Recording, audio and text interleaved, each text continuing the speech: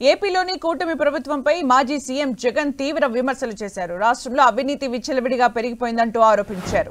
అమరావతిలో అవినీతికి అంతు లేకుండా పోయిందన్న జగన్ చదరపు అడుగుకు 10,000 ఖర్చు చేస్తున్నారని ఆరోపించారు. రాజధానిలో కేవలం 4,000కే 5 స్టార్ సదుపాయాలు వస్తాయన్నారు. మరోవైపు అన్ని శాఖల్లో అవినీతి పెరిగిపోయిందని, పోలీసులే దగ్గరుండి అవినీతికి సహకరిస్తున్నారని జగన్ వ్యాఖ్యానించారు. ఈ చంద్రబాబు నాయుడు గారి పరిపాలన చూస్తే ఈ 14 నెలల్లో ఓహో ఇదేనా కలియుగము అని చెప్పి అనిపించే పరిస్థితి ఎవరికైనా కూడా అనిపిస్తుంది. ఎందుకనంటే న్యాయం లేదు, ధర్మం లేదు. తమకు గిట్టని వాళ్ళు ఎవరైనా ఉంటే, తమకు నచ్చని వాళ్ళు ఎవరైనా ఉంటే, తమకు వ్యతిరేకంగా స్వరం వినిపించే వాళ్ళు ఎవరైనా ఉంటే తట్టుకునే పరిస్థితి లేదు, జీర్ణించుకునే పరిస్థితి లేదు. ఎలాగైనా తీసుకొని పోయి వాళ్ళని జైల్లో వేయాలి, ఎలాగైనా తీసుకొని పోయి వాళ్ళని చిత్రహింసలు పెట్టాలి, ఎలాగైనా కూడా వాళ్ళ పరువును తీయాలి అనే ఒక నీచమైన సంస్కృతి ఈరోజు మనం చూస్తూ ఉన్నాం.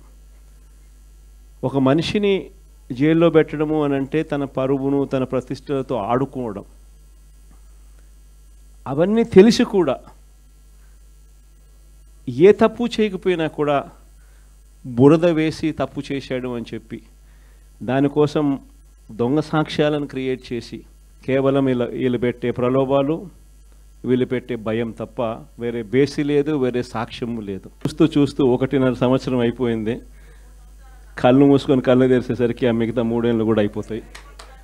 ఆ 3 ఏళ్ళు అయిపోయిన తర్వాత వచ్చేది మాత్రం ఈసారి ఖచ్చితంగా మన ప్రభుత్వమే వస్తుంది. అమరావతి మామూలుగా 4,500 రూపాయలు కడితే బ్రహ్మాండమైన హైదరాబాదు, బెంగళూరు లాంటి ప్లేస్లో కూడా 5 స్టార్ లాబీతో ఫ్లాట్లు నిర్మాణం 4,500 రూపాయలు పెడితే బ్రహ్మాండంగా కడతారు. కాస్ట్ ఆఫ్ కన్స్ట్రక్షన్ 4,500 రూపీస్ దాటదు. అమరావతిలో కాస్ట్ ఆఫ్ కన్స్ట్రక్షన్ 10,000,